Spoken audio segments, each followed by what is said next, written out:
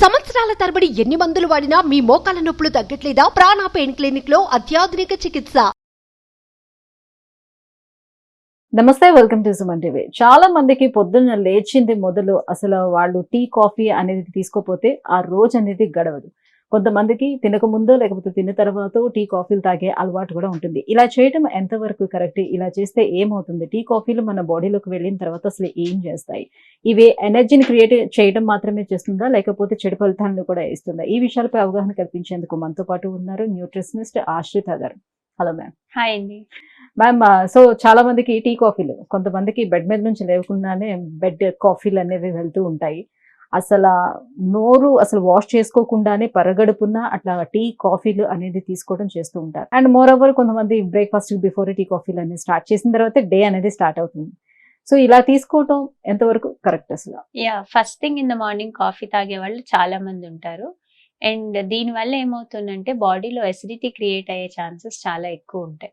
ఎందుకంటే మనం లేవంగానే అప్పటికే 12 అవర్స్ ఫాస్టింగ్ అయిపోతుంది. యూజువల్ గా మనం 8 o'clock కింద నైట్ తింటే మర్నాడు పొద్దున్న 8 వరకు ఏమి తినము. అండ్ అప్పటికి మన గ్యాస్ట్రిక్ జ్యూసెస్ అవి రిలీజ్ అవుతూ ఉంటాయి. దీని మీద కాఫీ అన్నది మనం వేస్తే ఎసిడిటీ అనేది ఎక్కువ అవుతుంది. సో ఇట్ క్రియేట్స్ మంట, కడుపులో మంట లాంటిది వచ్చే ఛాన్సెస్ ఎక్కువ. సో ఎంప్టీ స్టమక్ మీద అసలు కాఫీ ఎప్పుడు తాగకూడదు. ఇర్రెస్పెక్టివ్ మీకు ఎసిడిటీ ఇష్యూస్ ఉన్నా లేకపోయినా సరే ఎంప్టీ స్టమక్ మీద కాఫీ తాగకూడదు.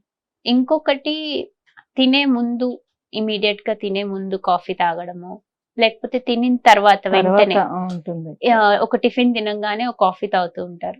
అది కూడా డేంజరస్. ఎందుకంటే మనం తిన్న పదార్థాల్లో ఉండే ఐరన్ కానీ, కాల్షియం కానీ, మెగ్నీషియం కానీ ఇలాంటి మినరల్స్ అన్ని కూడా కాఫీలో ఉండే కెఫిన్ కి బైండ్ అయ్యే కెపాసిటీ ఉంటుంది. సో దట్ ఏంటి అంటే మనం తిన్న ఆహారంలో ఉండే న్యూట్రిషన్ శరీరానికి బయో అవైలబిలిటీ అవ్వదు if you are drinking coffee along with your meals. So definite గా మీల్ అయిపోయిన వెంటనే కూడా కాఫీ తాగకూడదు.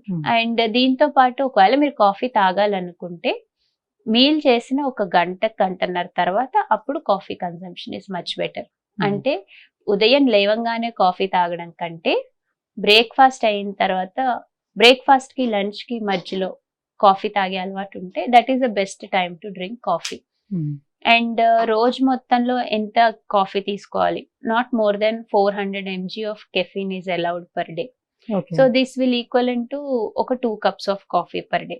కొంతమంది అదే పనిగా 5 to 6 cups ఆఫ్ కాఫీ కానీ, టీ కానీ, కెఫినేటెడ్ బెవరేజెస్ తీసుకుంటూ ఉంటారు.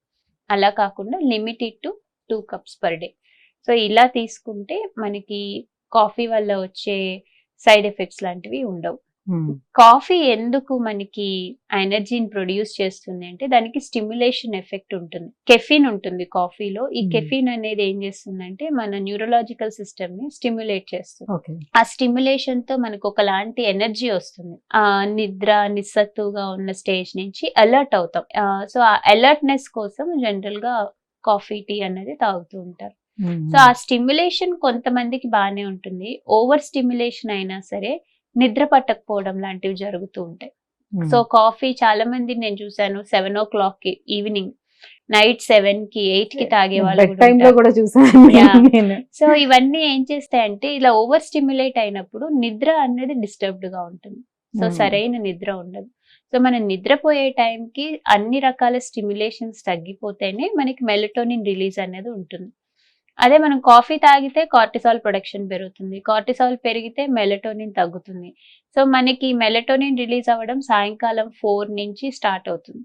కార్టిసాల్ సాయంకాలం 4 నుంచి తగ్గుతుంది. సో ఆ టైంలో మనం కాఫీ తీసుకున్నాం అనుకోండి, సో మెలటోనిన్ హార్మోన్ రిలీజ్ అనేది లేట్ అయిపోతుంది. సో నిద్ర పట్టడం లేట్ అవుతుంది, నిద్ర కూడా డిస్టర్బ్డ్ గా ఉంటుంది. సో కాఫీ తాగాలనుకుంటే ఇట్ బెటర్ టైం ఏంటంటే బ్రేక్ఫాస్ట్ కి, లంచ్ కి మధ్యలో సమ్వేర్ అరౌండ్ 10:30 అండ్ లంచ్ అయిన 2 hours తర్వాత 3:30. సో చాలా మందికి ఉన్న భావన ఏంటంటే ఇప్పుడు కాఫీ, టీ రెండిట్లో కూడా బ్లాక్ కాఫీ అనేది ఒకటి, టీ కూడా బ్లాక్ టీ. సో ఇందులో పాలు మిక్స్ చేసుకోకుండా ఇలా తీసుకుంటే మంచిదే అనే దృష్టితోటి అలా వెళ్తూ ఉంటారు. సో పాలని మిక్స్ చేయనటువంటి టీ, కాఫీలు తీసుకుంటే ఏమైనా ఇబ్బంది ఉంటుందా, ఉండదా? ఒకటి, పాలు whenever you are consuming coffee కానీ, టీ కానీ, షుగర్ యాడ్ చేస్తే కొన్ని క్యాలరీస్ యాడ్ అవుతాయి, పాలు యాడ్ చేస్తే ఇంకొన్ని క్యాలరీస్ యాడ్ అవుతాయి. ఏమి యాడ్ చేయకపోతే ఆ క్యాలరీస్ ఉండవు. సో క్యాలరీ వైజ్ రిస్ట్రిక్ట్ చేస్తాం. Hmm. So black coffee, black టీలో తక్కువ క్యాలరీస్ ఉంటాయి compare to milk coffee.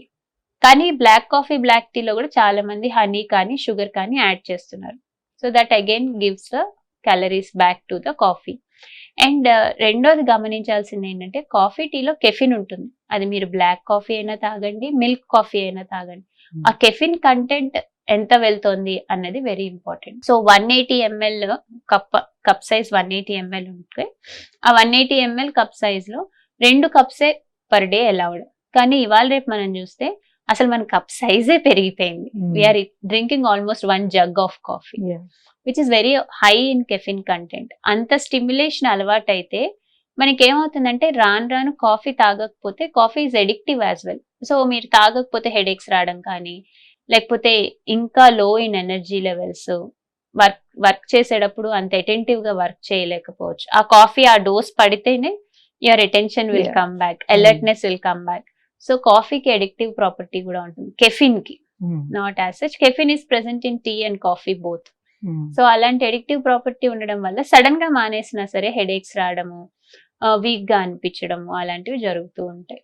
So coffee మానాలనుకున్నా దానికి ఒక ప్రొసీజర్ లాగా చిన్నగా చిన్నగా చిన్నగా తీసేస్తే డైట్ లో నుంచి that is better. Okay. So ఇప్పుడు మరి ఈ కాఫీ టీ ప్లేస్ లో మీరు అన్నట్టుగా మానాలి అని ప్రయత్నించే వాళ్ళు గ్రీన్ టీ లాంటివి తీసుకుంటున్నారు కదా, గ్రీన్ టీ ఆరోగ్యానికి మంచిదని. సో అది కూడా ఓవర్ గానే తీసుకుంటూ ఉంటున్నారు. సో ఎవ్రీ 2 hours ఒకసారి అట్లా తీసుకోండి, లేకపోతే ఇట్లానే బ్రేక్ఫాస్ట్ కి బిఫోర్, లేకపోతే ఆఫ్టర్ లంచ్, బిఫోర్ ఆఫ్టర్ అలా తీసుకుంటున్నారు. సో గ్రీన్ టీ ఓకేనా? యా, గ్రీన్ టీలో కూడా కెఫిన్ ఉంటుంది. కాకపోతే కాఫీ అండ్ టీలో ఉండే కంటెంట్ కంటే గ్రీన్ టీ కెఫిన్ తక్కువ ఉంటుంది. ఇంకోటి గ్రీన్ టీలో మనకి యాంటీ ఆక్సిడెంట్స్ చాలా ఉంటాయి. పాలిఫినాల్స్, వెరీ గుడ్ పాలిఫినాల్స్ ఉంటాయి.